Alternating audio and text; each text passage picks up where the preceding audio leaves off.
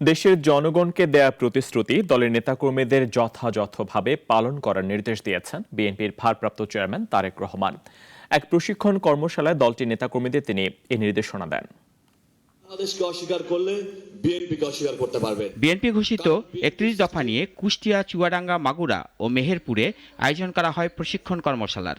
এতে লন্ডন থেকে ভার্চুয়ালি যোগ দেন বিএনপি ভারপ্রাপ্ত চেয়ারম্যান তারেক রহমান বলেন, সংস্কার নিয়ে যত কথাই বলা হোক না কেন, জবাবদিহিতা না থাকলে লাভ হবে না। নির্বাচনী ব্যবস্থাকে যদি আমরা তৈরি করতে না পারি, কোনোভাবেই আমরা কোনো সমস্যার সমাধান করতে পারবো না।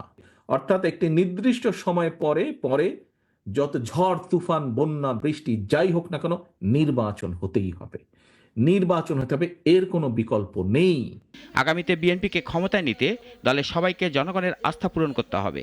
আমরা প্রতিজ্ঞা করি এখানে যে দায়িত্ব আমরা নিয়েছি, যে দায়িত্ব আমাদের উপরে জনগণ দিয়েছে বা দিতে যাচ্ছে, যে কথা আমরা জনগণকে বলেছি, যে প্রতিশ্রুতি আমরা জনগণকে দিয়েছি, সেটির নেতৃত্ব দেওয়ার মতন যোগ্যতা যাতে আমরা অর্জন করতে পারি, সেই তৌফিক যাতে আল্লাহ আমাদেরকে দেন এবং সেইভাবে নিজেদেরকে প্রস্তুত করতে পারি। বিএনপির ৩১ দফা সফল করতেই হবে জানিয়ে বিএনপির এই শীর্ষ নেতা দলটির নেতা কর্মীদেরকে তা জনগণের কাছে তুলে ধরার আহ্বান জানান। এই অনুষ্ঠানে আমরা সেই রাশিদুল কাদির, নাগরিক, ঢাকা।